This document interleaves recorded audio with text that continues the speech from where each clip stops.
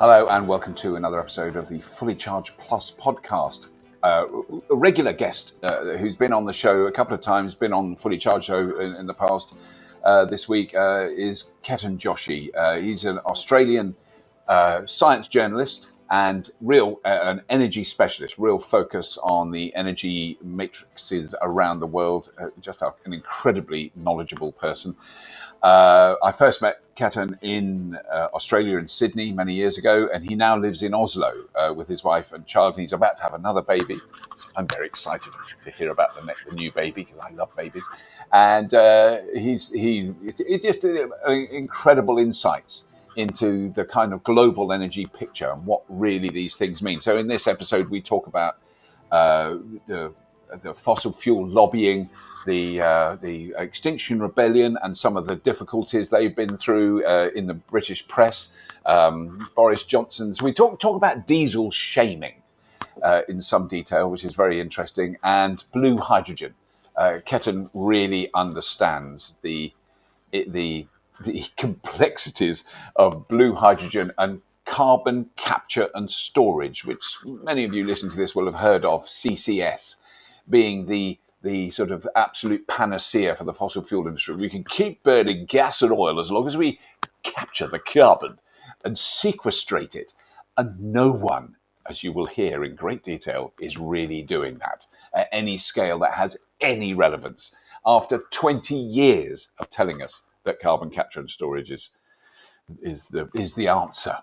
So it is such always a joy to talk to Ketan. He's such an extraordinary man. I'm a big fan. We want to get him back on the show again. We're going to talk about net zero and what that means in a future episode. But that's enough of this. Let's start straight away and just dive in and let's talk to Ketan Joshi on the Fully Charged Plus podcast.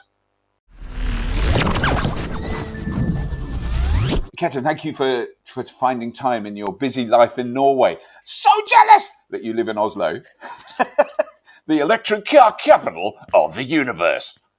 Yeah.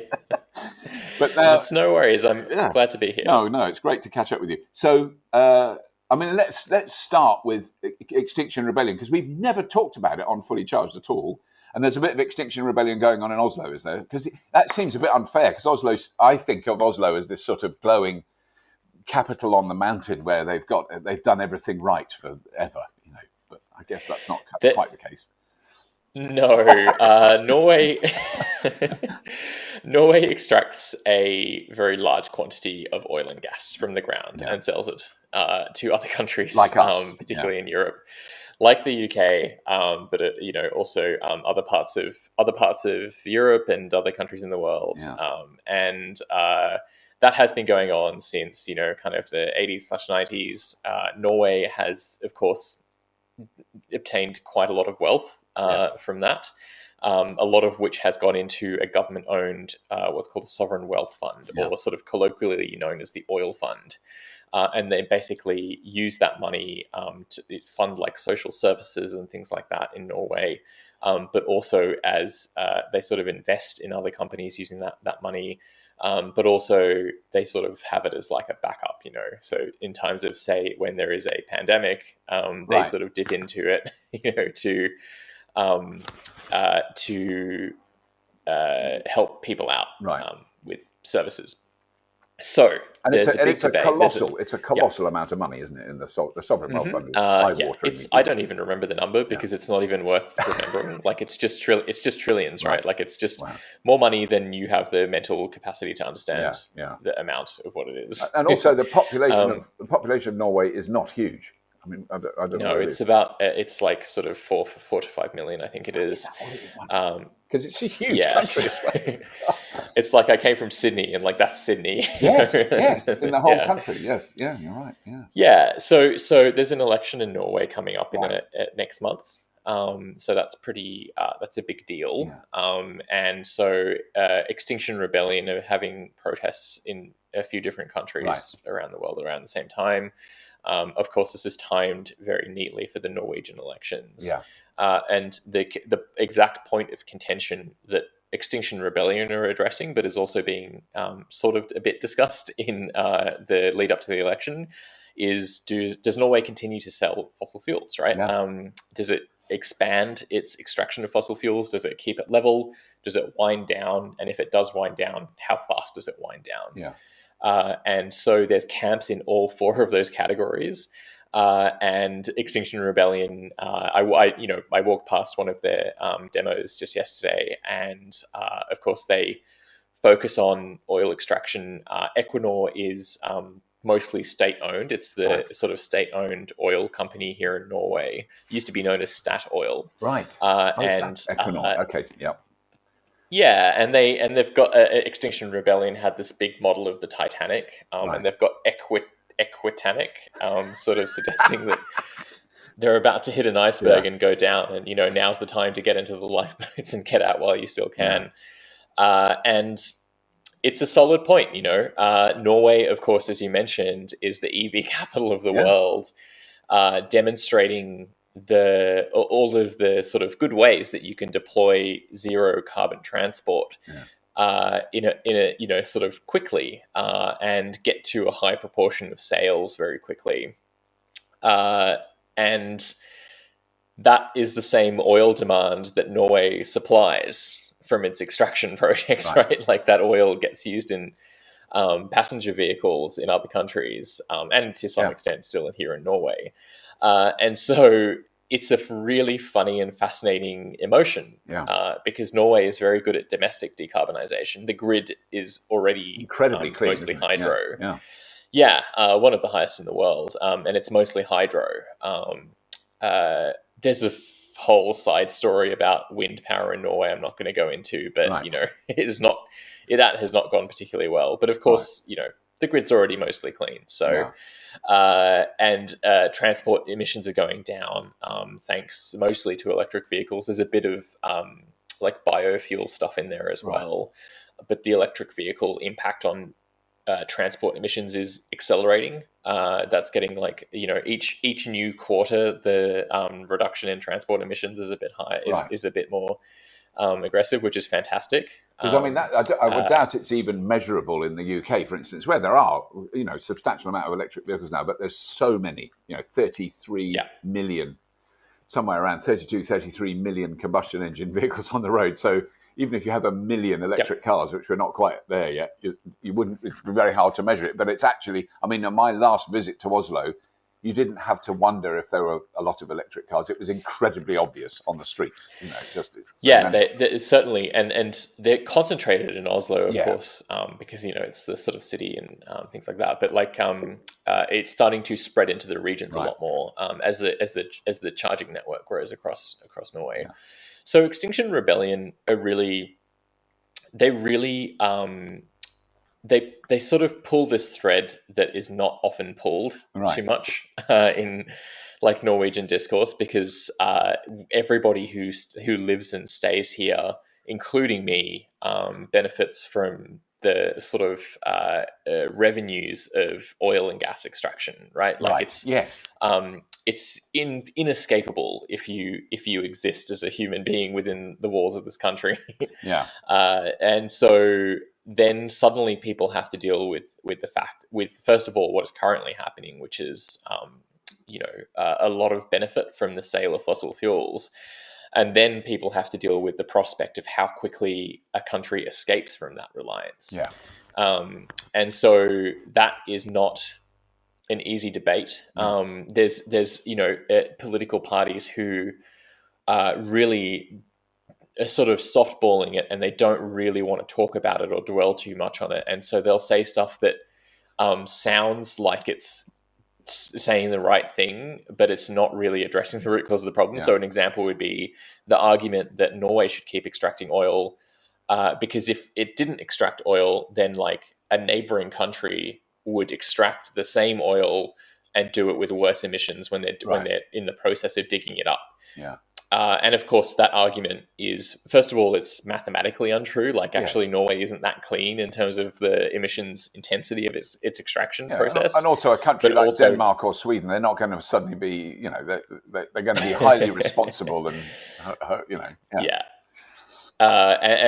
exactly. So it's also logically inconsistent because when you reduce the supply of something, of like a fossil fuel, it actually certainly does have an effect on demand. It's not like a one-to-one. Yeah. It's not like deciding not to drive your car and then just not releasing those emissions. Yeah. But of course, like it's an indirect phenomenon. Like there's a bunch of studies on this that show that reducing supply actually does impact demand. Right. It doesn't just kind of get like filled in automatically by something else. Right. And then on top of that, and in my view, this is one of the most important arguments, but sort of the least discussed because it's so hard to sort of deal with, is the corporate and cultural and political impact of suppliers. So when a supplier is completely obsessed with growing their business, which is the supply of fossil fuels, they will take actions to impact demand, right? So do you remember when the CEO of Exxon stood up and said, I think that electric cars are really silly? Yeah. That is such a perfect example of a supplier who has a really vested interest in the continued supply of fossil fuels actually stepping into the demand side and saying, well, continue demanding the thing that I'm supplying. And so as soon as you basically force these companies to stop being obsessed with supply, then you remove the incentive for them to keep jamming sticks into all the efforts on the demand side, because they're very, very active, right? Like Exxon is such a perfect example of this, but other companies do it too. And so these companies are not going to aggressively help the effort to say reduce the use of the combustion engine. They do really want it to go as slow as possible. And so like what are those companies, like in the US, there was a company, I think it was GM actually, that supported Trump's sort of the relaxation of all the restrictions on emissions. But then as soon as the election happened, suddenly GM are like, oh no, we like electric cars. We're launching. Well, they launched their Ford F-150 electric. Yeah, exactly. Perfect. And that has a lot to do with, the very clear regulatory agenda of the Biden administration. Like it's actually because they were like, well, we're actually going to start regulating the suppliers of fossil fuels, particularly, like methane leaks and things like that. So, Extinction Rebellion are trying to really bring focus onto this exact dynamic. And they do it very, very noticeably. They get a lot of media coverage. I see a lot of hand-wringing about it, sort of in terms of like, I'm so worried that Extinction Rebellion are actually just going to turn people off our cause. If they get trapped in a traffic jam on the way to work, then suddenly people will hate Extinction Rebellion. And it's really not a phenomenon that we see anywhere. Extinction Rebellion certainly has the effect in general of bringing more support. And the people who sort of get inconvenienced, like on the tube or on the road, very, very small. It's sort of like their actions don't actually create that much disruption in terms of when you look at like the sheer quantity of people who travel around a city every day. It's really not that big. And like the media try to inflate it. Like there was a thing with a XR protest. I think it was last year or maybe the year before, where they said that they were blocking ambulances. Right. If you remember, this happened in Australia too. Like it was a total beat up. And in fact, all these videos came out of of course they do this. Like when there's an ambulance, everybody gets up, out the moves way, aside, and lets the ambulance through. And then actually after that, there was a footage of pro-Brexit protest. Where an ambulance actually just got stuck because no one moved. Like the ambulance just kind of sits there and everyone's like, oh, what do we do? And it's like, I mean, of course, Extinction Rebellion protesters are not like, are you saying they're not like Brexit protesters? You are, and you're right. Yeah, correct. But more importantly, they're there on the grounds of like, when you look at the subject matter of their protest, right? They're saying we're worried about human safety and human health and the natural world, and they sort of have principles of nonviolence as well, So like there's a lot of like really bad faith arguments that are put. It's like people really just don't. There's a lot of people who just don't like their style. Yeah. Yes. And which is always the case. I wish that people would just say that instead of trying to like sort of come up with these like weird, that they're going to create more climate deniers and they will create climate. I don't just like stop making stuff up. Yeah. Just say what you're trying to say. Yes. Yes. Yeah. Now, just before we get on to the next topic, as I struggle away to Google very specific topics, which I hadn't quite done before we started recording, let's have a little word from our glorious sponsors.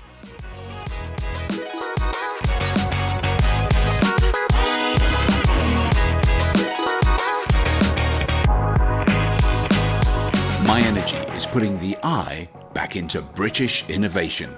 My Energy is putting the I back into inventing the future. My Energy is putting the I back into inspiring a nation. Recharging the world with green, smart energy. Charge your EV with your PV and more.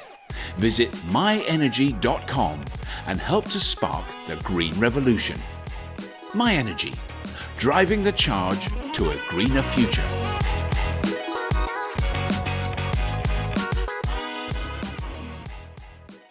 Thank you so much to My Energy for their amazing support of this podcast.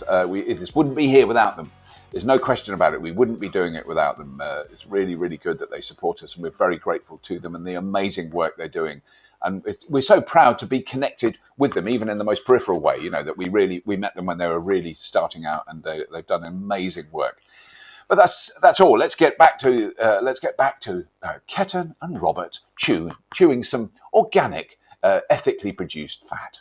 As well, in a way, following on from that, what's happening with Extinction Rebellion here, which has been, it's a really interesting case because it's a balance. We can be balanced about it, but it's kind of diesel shaming, which is a thing that I spend hours trying to avoid doing when I talk to people on Twitter or in the comments on YouTube episodes. You know, where people say, "Oh, I drive a diesel, I feel really bad." It's not your fault that you drive a diesel. You know, but particularly in this country, people were encouraged to buy diesels because they were cleaner by a Labour government many years ago. You know, so diesel sales. So that's really why we were cursed with air quality, because we had so many diesel cars, which a lot of countries don't have that many diesel cars. I mean, diesel trucks, and we had a horrendous level of diesel usage here. Really shocking. It's going down finally, but I never blame the individual who drives the diesel car. It's not their fault. But then just recently we had two cases where, just from a PR perspective, it was really awkward and kind of on either side of the debate. So our Prime Minister Johnson appointed a woman called Allegra Stratton as the British representative at COP26, the climate conference, where one of the key topics is about reducing our reliance on fossil fuel. I mean, really, it pivots on that argument. And then someone asked her what she drives, and she said, "Oh, well, I drive a diesel. Electric cars aren't ready yet, and I need to move my children, and I need to go and visit." All the sort of excuses that people use. And I can't afford one. She's not a poor woman. She could easily afford one. So the left, the press on the left, the Twitterverse, everyone, "Oh, it's a hypocrite. Oh, it's typical. Tory scum," all that stuff.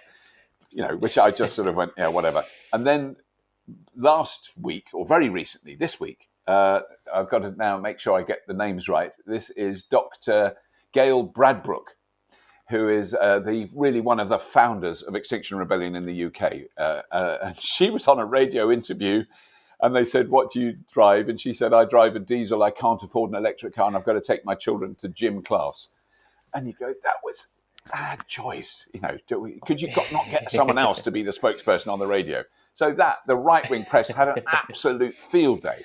Massive hypocrite, drives a diesel, claims that and I mean, there's a point where you think, if you're going to commit yourself to that extent, to say in Extinction Rebellion, we've got to stop this, you've got to do a Greta.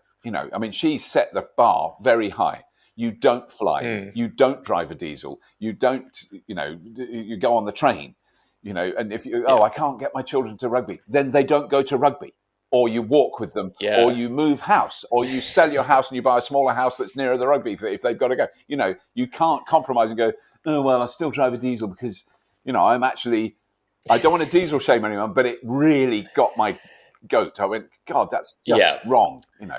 Just get someone else to do the talking and shut up about your car, if nothing else. Yeah, this is a trap that the right wing press love to kind of set up, particularly around that. But of course, the problem is that this dimension exists, right?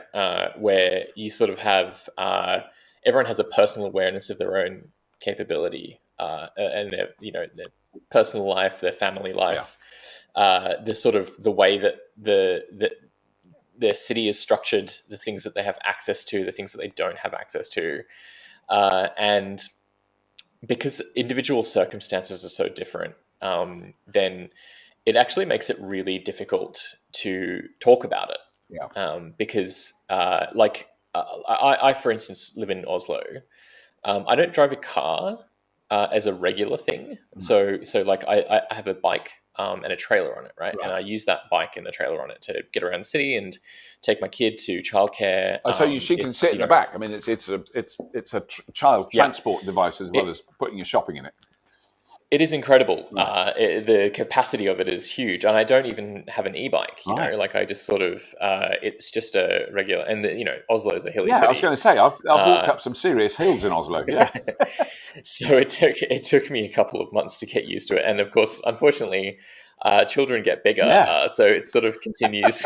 It's only going to get heavier. My legs are getting chunkier and chunkier every month, but I don't feel proud of that. And the main reason is that actually the city I live in has the infrastructure that enables that. And so it's a walkable city. The bike lanes are pretty good. There's no spot along my route from home to childcare, for instance, which there isn't a bike lane. Right. Wow. They're not raised. I would kind of be a bit happier if they were all raised, but some of them are. Sorry, I don't understand when you say raised, Ketan. What does that? How do you mean? Oh, sorry. So bike lanes can be painted on the ground next to the road, or they can be physically like a concrete sort of lip, so that a car on the top of the concrete can't go on them effectively. Yeah, right. Yeah, and of course, that is because everyone driving a car, me included, is just a human being, right? Yeah. So we sort of we make mistakes. We sort of like have these little vision things that we can't really. I've done it all the time. I've driven a car in Oslo too. Right. Like we've been on road trips and we've sort of, driven around to get something big or something like that. You can get higher electric cars very easily. I'm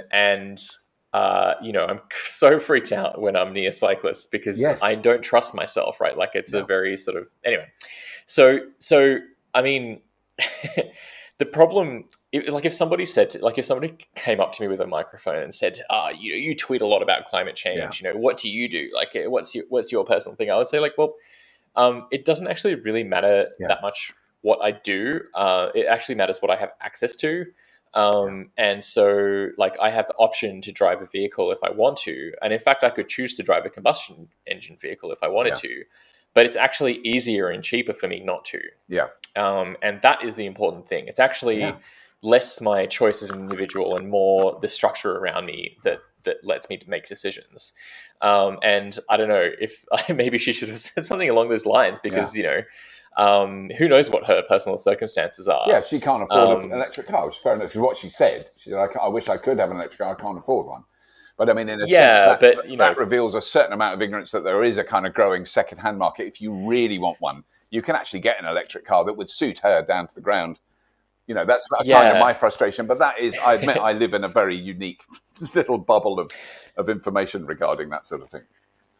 Well, the other thing that I found really interesting is that I think a lot of people don't quite realize the capabilities of e-bikes. No. Oslo is actually, I think, doesn't get enough credit for this.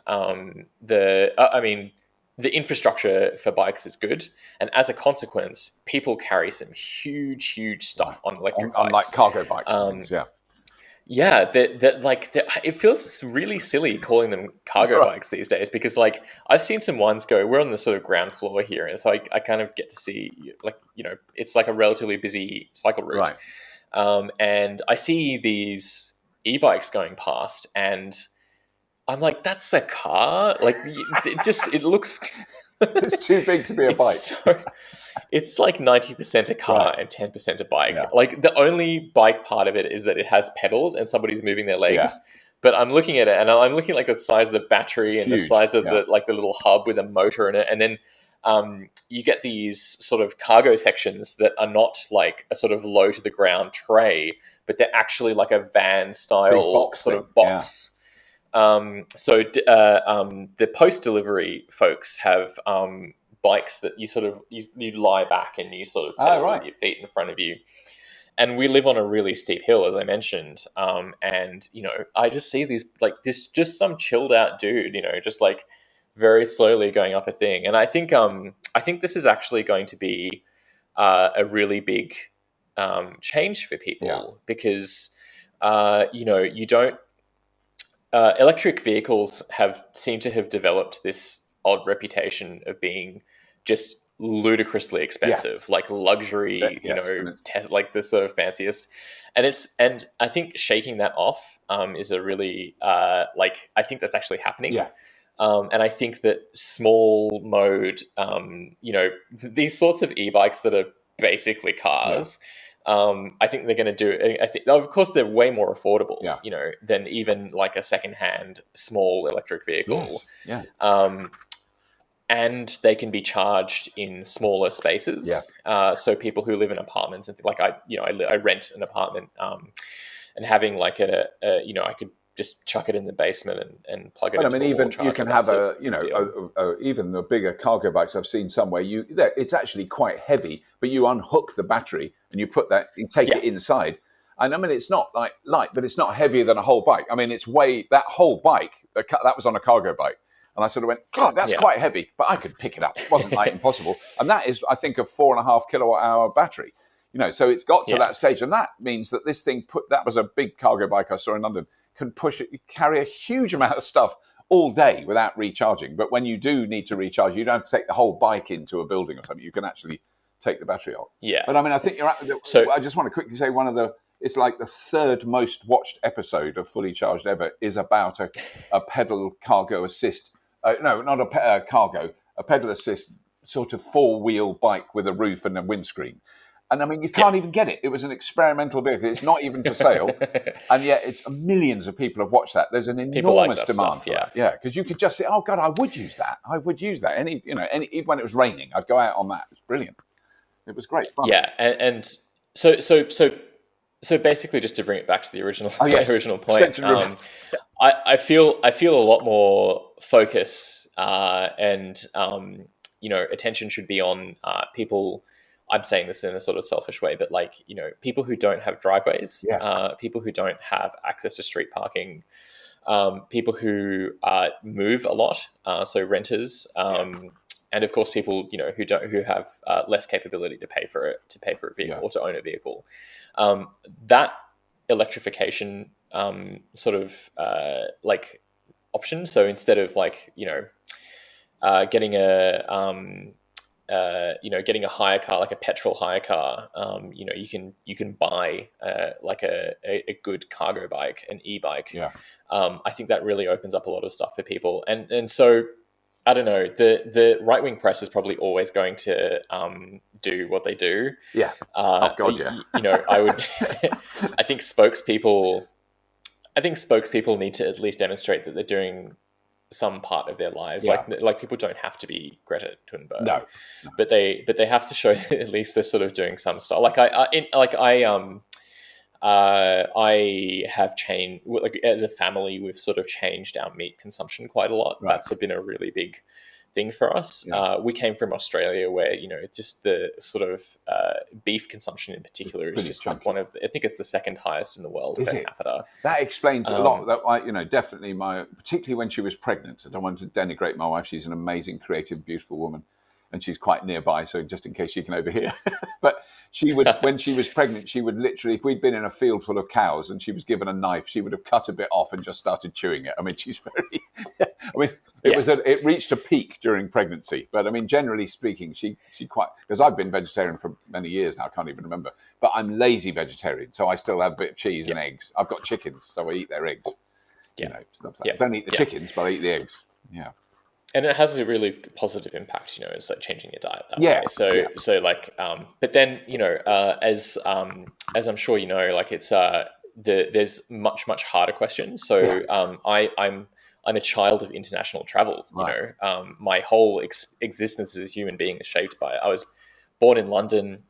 My parents had flown there from India, right. a decade before I was born. I flew from London to Australia as a child, and of course now I have flown from Australia to Too Norway often. as an adult. Yeah, And so, like, international travel, of course, is like one of the most, like, it's significantly yeah, worse than domestic travel because and Australia to Europe is one of the worst. yeah. Like, it's in the top. I think Europe to London to New Zealand is probably the only slightly worse thing you Yes, could do in terms of fractionally travel. worse than London to Sydney. Yes, just a bit. Yeah, but then of course, Yeah, then you have to ask yourself all these questions about, do I want to continue being sort of stretched across the planet? yeah, yeah, Do you want to go back to where your family are, and like you then have to start rationing out your sort of carbon budget yeah, in terms of the decisions, like these momentous decisions that you have to make yeah, about your where you exist and your proximity to family and things like that. yeah, And so, then you have to ask questions about leisure. yeah, Do you take, like, what sort of mode of transport do you use to take for leisure? yeah.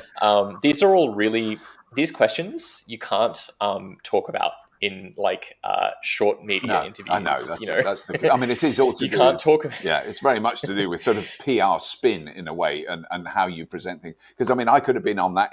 I could have been an Extinction Rebellion person, demonstrating. And the radio asked me to go in for an interview, and they go, "And what do you drive around?" And I go, "Electric car that I charge from solar panels on my roof," and it'd be fine. And they go, "Wow, you've really made the commitment."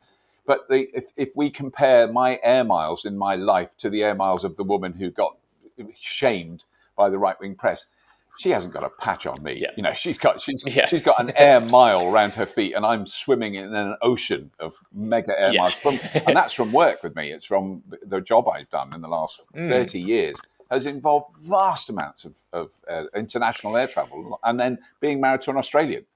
We're an yeah, Anglo-Australian family, so we've spent lots of time in Australia, which means we've been there many times and we've flown back there and back. So it doesn't, it's yeah. unimaginable impact I've had. The argument, it gets buried in hypocrisy Yeah, claims, right? So it'll be like, oh, you're telling us to give up our yeah, whatever, but you yourself are not doing that yeah, particular thing. And it's an easy, cheap, sort of message yeah, from like right wing media. But in a sense, like, it's one of those things that has an element of truth yes, to it. absolutely. And That's the thing. so, Yeah, you sort of look at like wealth, for instance, is a real sort of like decision. It's a sort of not. It's a correlate essentially with the emissions that people tend to have yeah, around the decisions they make in their day to day life. So Bill Gates, flying on a private jet yeah, around the world, for instance, is like, higher emissions than you and I living a sort of like a sort of, on a global scale, relatively wealthy yeah, existence in like Western countries. So yeah, that actually gets lost a bit in yeah, it as well. yeah, Is that dimensionality of it, and then uh, people don't really want to talk about options and decisions yeah, that are available and not available to them. yeah, And so, like, when that person said, "I need to take my kids to rugby," yeah, what alternatives exist to that, yeah, and how much sacrifice are we going to demand from a sort of prominent spokesperson versus someone who's in that same position, but who isn't a yeah, spokesperson? Like, yeah, it's sort of it's a bit of a yeah, mess. And what we're finding now, just to sort of bring it up to the top level, is like a lot of the debate around the world on climate. It was exclusively in the 2010s about fossil fuel extraction. yeah. It was about power plants. It was about, like, big companies and what they're doing. And necessarily in the 2020s, it has to become about a bit more That about us individual now. choice. It Yeah, has to, yeah, and but not just that, but like collective action, yeah, council issues, really sort of localized yeah, community level yeah, things. And that, of course, means you have to have a healthy media space, Yeah. that is not like on a trigger finger. Yeah. But you look at these like articles. The media could very, very easily stuff up any attempt to deal in a healthy way with this issue. Yeah. And they know that it's such a cheap, easy, simple Yeah. thing to do, to be nasty about it. Yeah, and it's such the alternatives to understanding. The discussions I've been having recently about the grid and the amount of energy, and the people who say, "Oh, we'll be using fossil fuels for many years. That's what powers your car," and you go, "Well, it sort of is, but also it's far more complicated than that." And there's it is it's always such a shame when those lobbies sort of appear. And actually, this really leads into blue hydrogen beautifully. But those kind of the sort of I was never good at joining a gang when I was a kid. And I now realize, so as soon as I realize there's a gang that I seem to be part of, I want to leave. I don't want to be in that gang. So, the battery electric versus hydrogen. No, I don't want to, because there's a vitally important role for hydrogen. You can absolutely see that we're going to develop technologies where hydrogen is a really useful way of storing huge amounts of energy for a long time. I mean, in whatever else you do with it after that is debatable. But because you can't, we're not going to build a 20 petawatt hour battery using lithium ion, which is the kind of levels we need in the UK. Then you could start going, okay, now we can be 100% renewable, because we want to be able to store a year's worth of electricity for the whole country. It's that scale. Yeah. So I want to just go back to what you said, you started with there, which is the line of we will continue to need fossil fuels for the next 3 decades. You will see this absolutely everywhere. I highly recommend that the listeners pay attention to this, and notice when you hear that line being used, because something really important but subtle is going on. So what is happening there is they're establishing a baseline that is often unquestioned, right? So they're talking about the presence as if it's a binary of fossil fuels. Like, will greater than one molecule of fossil fuels be used in the next 3 decades? Right. Yes, of course it will, and so they can sort of take that, and then they come to you and say, well, we're going to, we want to build this new gas field because people will continue to require fossil fuels. What they're doing is they're erasing dimensions. They're erasing quantities from the debate, right? Because, the next 30 years of fossil fuels might be a straight line. It might be, a sort of shallow dip, or it might be a very extreme dip. They don't want the discussion to be about the curvature of the line of fossil fuel use over the next 2 decades, right? Yeah. They want it to be yes or no. And then if it's yes, then yes, you could build this, oil field in the UK because we're going to continue to need it. Yeah. And so that actually ties in with the hydrogen thing, right? Which is basically they see hydrogen specifically as a sort of a type of demand for their product, right? Which is that you require the fuel, you burn a fossil fuel with the goal of producing hydrogen. Yeah.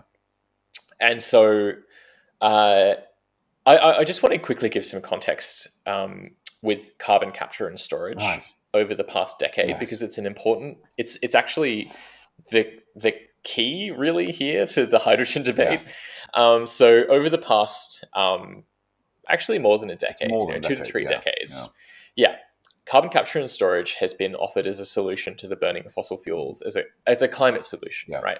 And what this technology is it's such a diverse technology that it's almost feels silly calling it under one word. But basically it's when you capture greenhouse gas emissions at the point at which they're burned, right? So imagine like a flue, in a room where you're burning a lump of coal, and it just, sucks up the greenhouse gases. You take it and then you do something with it. You make cement with it, or you bury it deep underground so that it can't escape, or you sell it to oil and gas companies so they can use it to extract more oil, which is actually the majority of which extracted carbon currently for CCS is being used. So there's been a lot of debate and talk about CCS. Many billions of dollars of research have gone into it around the world over the past few decades. Where we are currently at is that last year, humanity released about 35,000 gigatons Wow. Oh no, sorry, 35 gigatons Right. of carbon dioxide specifically, which is, there are some other greenhouse gases, but let's only talk about carbon dioxide because it's the main one. 35,000, sorry, 35 gigatons is 35,000 megatons, right? CCS avoided 40 megatons of carbon dioxide. Not even 1 gigaton. Wow. Yeah. That itself is an overestimate, because that's the capacity of those facilities, not the actual mass of carbon dioxide that they avoided. But let's be generous and say it was 40. That's 40 avoided relative to 35,000 released into the atmosphere, right?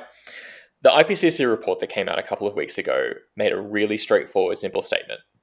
If you want to stop the Earth from continuing the warming trajectory, then the amount that you add into the atmosphere has to be fundamentally zero. Right. You can, if you have to add 1 bit, then you have to take 1 bit out. But that's the net in net zero. And that's the net in. Yeah, that's a very good explanation. That does make it simple to understand. I'm not gonna go into. Let's avoid net zero for now. Yeah. I know. But that's a whole other podcast. So think about that ratio, right? It has to be zero.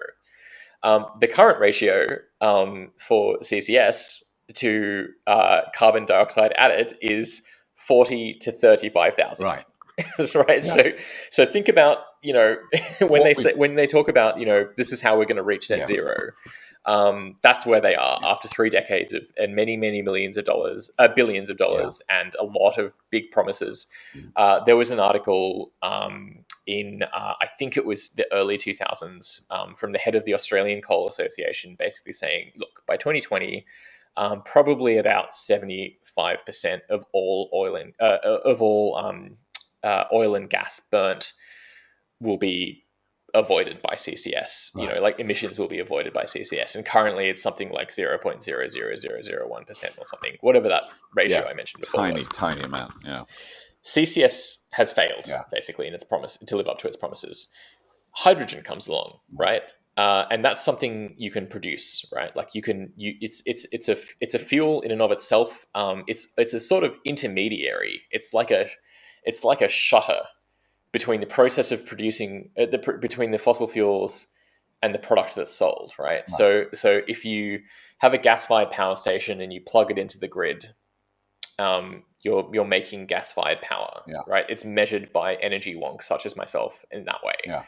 If you have a gas plant that uses steam methane reforming to produce hydrogen, and then you sell that hydrogen, and then you tell people some extremely vague stuff about CCS that was used in the process, but you're opaque about the actual emissions. Yeah. You're creating this intermediary between the very, very negatively viewed and rising social pressure to not use fossil fuels and the stuff that's being sold. Clean hydrogen. So then you have an added layer of complexity in terms of tracing the provenance of that fuel. Like, what's the emissions footprint of the ton of hydrogen that you're burning in your whatever it is that you burn it for, and that layer is a hazard, because that introduces wiggle room for the fossil fuel industry to continue producing unabated greenhouse gas emissions, but also solving the problem that they currently have, which is people are kind of looking at them and saying, I can see you burning your fossil fuels there, and I don't like it. I don't want to buy power from you, or I don't want to, purchase your lump of steel that was made from high emissions intensity steel making. So I just wanted to contextualize hydrogen there, because it's another one of those things that actually can avoid greenhouse gas emissions. Right. But the extent to which it can do so has been exaggerated by people with vested interests, right? They want to take a sort of small solution and they want to stretch it out really, really, really wide and say, look how much demand there's going to be for using gas to produce hydrogen in the next 20 years, right? And so that is why this debate has broken out about the emissions intensity of hydrogen. Yeah. And so this paper came out recently by a guy called Mark Jacobson and Howarth, forget his first name, but you can look it up. And basically it said producing hydrogen using gas is worse than using coal. And that the sort of the reasoning of the the reasoning of the paper, they sort of looked at it's a bit of a worst case scenario type of look at the process, right? The supply chain. So you've got to dig gas out of the ground. Yeah. When you do that, methane leaks into the atmosphere. That's awful. That has such a extremely bad climate impact, because just if you have a ton of carbon, ton of methane, you put both in the atmosphere, the methane actually has a much higher impact on the heating that we experience. And so releasing methane into the atmosphere is such bad news. Yeah. You transport it in a pipeline, it leaks as well. And then on top of that, CCS doesn't capture 100% of emissions, right? And the percentage that it captures varies wildly across many different projects. And so what we're finding with both of those issues is that companies that produce fossil fuels are not all that interested in doing the right thing. No. That's not a surprise. No, it's not new news, is it? They haven't been interested for many, many decades. No, and they fight regulations. They sort of they use like obfuscation, and they sort of hide data, and they're not very transparent about stuff like methane leaks and things like that. We literally have to send rockets into space and use satellites to monitor their bloody methane emissions. Like, just tell it. Oh my God, it's ridiculous. Like, it's so wild how much effort we have to take just to get transparency into the extent we're sending technology into space to do that. So basically, this is where the heart of the debate lies, right? Is like, how much do you trust the fossil fuel company to do the best case rather than the worst case?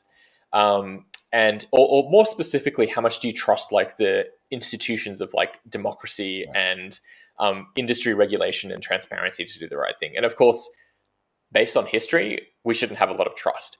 But at the same time, it's actually a solid argument to say, well, don't be defeatist about it. We could actually regulate. We could, introduce like an amazingly strong independent certification scheme for hydrogen where there's just no place to hide. Companies have no option but to be completely transparent about how bad the emissions footprint of their hydrogen is. That's a possibility. That's that's optimistic. I feel personally that it would actually just be far simpler to produce hydrogen using clean electricity. It's more expensive, but at the same time, that project of strengthening democracy and industry regulation, that's also expensive, and that's expensive in different ways, and then it comes with embedded risks, because these companies are amazingly good at changing regulations, at weakening them, at using sort of using formats of like empirical deception. So like, presenting their data like, oh, we reduced our emissions by 20%, but they're actually only doing like, they're sort of tweaking the little dials underneath that number to oversell their emissions reductions, right? So this is the debate is actually a bit less about like, you see sort of arguments on Twitter about it, but really I think that people are actually sort of arguing about more fundamental societal issues around like industrial regulation, and how much faith or how much effort you want to put into shifting that system versus how much you could avoid that just by, like, we're very, very confident about when the wind turns a wind turbine, that there's no, like, that's not leaking methane. There's no methane. Because there's no methane there. No. You don't have to dig into the ground and take it. I just want to give an example, actually, of exactly this problem, because it's a really nice one. And when I say nice, I mean awful in the worst possible way. In Victoria, in Australia, in the Latrobe Valley, is where some of Australia's dirtiest coal plants are located.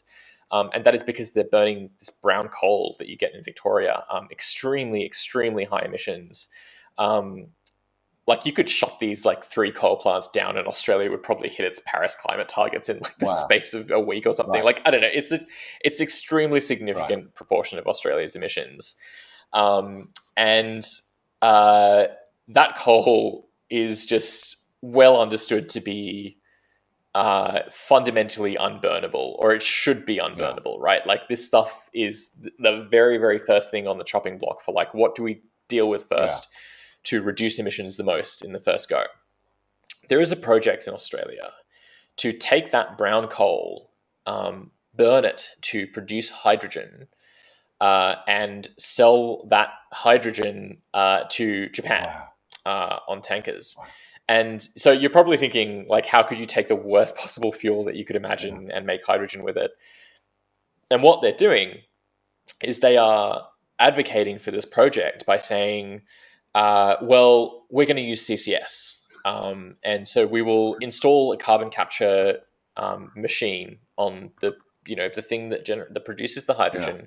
We'll take the carbon that's captured and we'll take it into the Otway Basin in Australia and shove it really deep underground where it's stored permanently. That Otway Basin carbon storage project has been going for a decade, and it, I think it may have stored like a ton or less of carbon. I'm not talking like megatons. Right. I'm like it's something ridiculously small. So it's just not going to happen, right? Like that carbon, technologically speaking, you look at it and you go, of course that carbon's not going to be stored underground. Yeah. Like, what are you talking about? Like, the CCS capacity would have to just be ludicrous. Yeah. But you look at reporting coverage of this project and they're like, hydrogen, amazing. We're producing a clean fuel from dirty coal. Yeah. It's carbon neutral hydrogen, like it's, the pilot project, of course, is using offsets where they purchase tree planting offsets for all the coal that they're burning to make the hydrogen. But I mean, that's what's happened just recently is that there's all these carbon sequestration forests that have all burnt. They're all catching fire, which is horrendous. I mean, it's not. I mean, I'm laughing when I'm saying it's stupid. It's not funny. It's really horrendous. I mean, it's so bad. Yeah. That gets me. Okay, so but then a lot of people will look at the blue hydrogen debate. And sorry, just to clarify there, fossil hydrogen, using fossil fuels to make hydrogen. The industry refers to it as blue hydrogen when you attach a carbon capture machine onto it to avoid some of the emissions. That's when it turns blue. Jesus. That's when it turns blue. So bad. Yeah, I try not to use the colors. It's just a habit of mine. I try to just say fossil hydrogen. Like it's really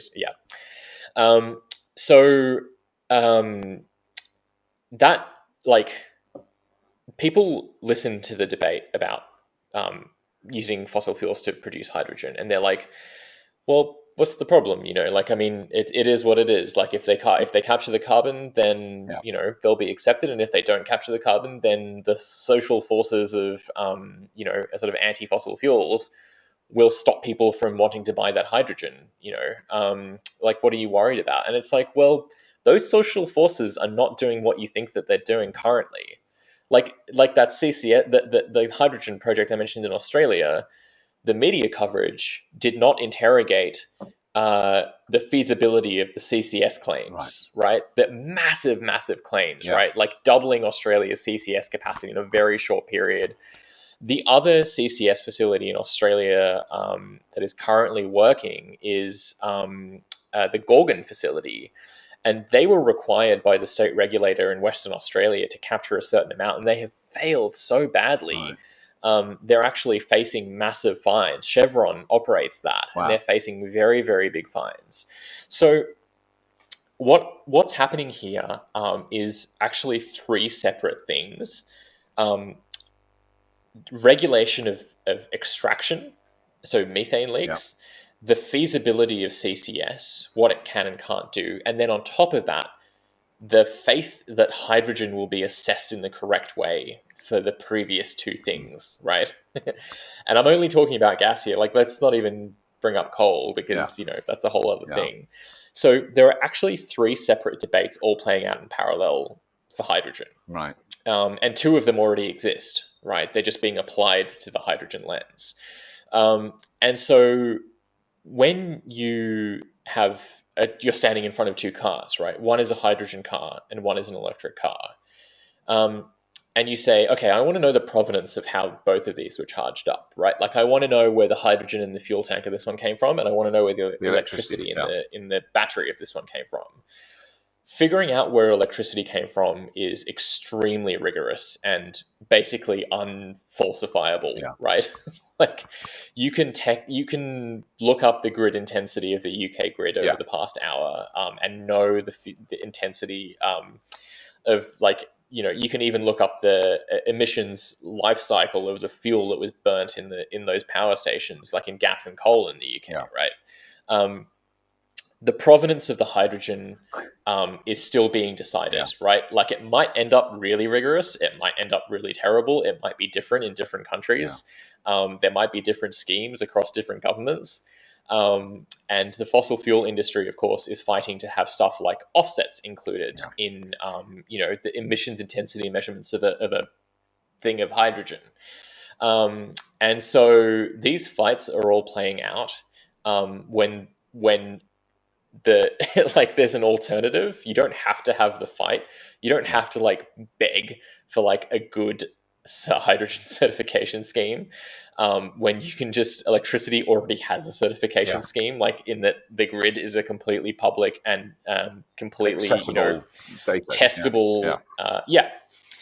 So what we're going to see over the rest of this year and probably early next year as well is that same debate continue to play out, where hydrogen, sort of has a limited applicability, as you say, and it's actually pretty important to protect that limited. People will argue about the edges. People will argue about like cars and freight and blah blah blah, but the core is actually, there's not a huge amount of debate about, like, hydrogen's pretty useful for long-term duration storage, or it's pretty useful for some formats of industry, that sort of stuff. Stainless steel. I mean, there's a stainless steel company now in Sweden, isn't there, that's using hydrogen rather than coal to produce the steel. Yeah, and so it'll just keep expanding and contracting outside of that core, and of course, I'm very much of the view that you don't need to make a moral hazard argument about hydrogen. You just need to, continue investing in the one where there's just no risk. You're not digging anything out of the ground, beyond the materials to construct solar and wind. You're not digging it, it's not extractive. And so the risks of extraction and transport, like methane leaks, aren't there. The renewable energy companies don't have anything that bad to lobby about, right? Like they're not arguing, like obviously they lobby in their favor for stuff like, issues around like land and mineral rights and things like that. But then just nowhere near as much of a like lobbying threat as like a fossil fuel company who don't want to be regulated. So I hope that's a good summary. I think it is very of good. The hydrogen, of that crazy hydrogen debate. It is such an interesting debate because really when I started making Fully Charged, there was a really strong debate about, it's obvious hydrogen fuel cell cars. This was the argument then. That's the way, because you can fill them like a petrol car, and that was always done with a complete lack of regard for the actual complexities of the machine, the fact that they all had huge battery packs. That was never mentioned, because it was always this criticism of the materials in batteries, you've got to throw them away, and all the kind of Top Gear arguments that we heard then. But what's interesting now is hydrogen's come back. No one's talking about hydrogen, really. No one I'm in contact with talks about hydrogen fuel cell cars anymore. They've given up on that, including, and very, very pertinently, Jeremy Clarkson, who's written an article recently about how he wanted hydrogen fuel cell cars to work. He was desperate for them, and they're utterly rubbish, and they never will work. Jeremy Clarkson saying that. And he talks about the Toyota Mirai as a total failure, which is quite, and I was quite shocked when I read that. But then he goes on, but then I've talked to engineers who know we can use hydrogen in combustion engines. And so we can still drive the cars we love, but we can use hydrogen and we'll be as green as Greta. And it's all those sort of, all his classic one-liners. But what's interesting is I didn't know this, but if you burn hydrogen, as opposed to if you flow it through a fuel cell, which I've always had huge admiration for fuel cell technology. I think it's really amazing. But if you flow that through there, what comes out is water and oxygen, and electricity. But if you burn it, you're releasing nitrous oxide, you're releasing particles that are harmful to human beings still. Which I just go, well, what you can't. I mean, it's basically, and then you get back to the fundamental line that I think helped me understand what the human race needs to do, which is to stop burning stuff. And anything else is acceptable. Try any other thing, because as soon as you stop burning stuff, you then have to think, well, how the hell do we do that? How do we melt iron ore? How do we make iron? On the most basic level. We've been burning stuff for 50, 60, possibly 100,000 years. So it's a really important step, and that is where you draw. If you don't burn hydrogen, or you don't use the gas and you release that stuff to make the hydrogen, we can make hydrogen and use it without burning anything. That's the key thing. That's where it, I think, has a relevance still. Thank you so much, Ketan. It's always good to talk to you. I'm going to we'll have you again. I want you on again a lot. I want you as a regular. I'm really working towards getting a regular team for podcasts, and you're I know. I'm always happy to. It's fantastic. Always happy to help thanks out. so much.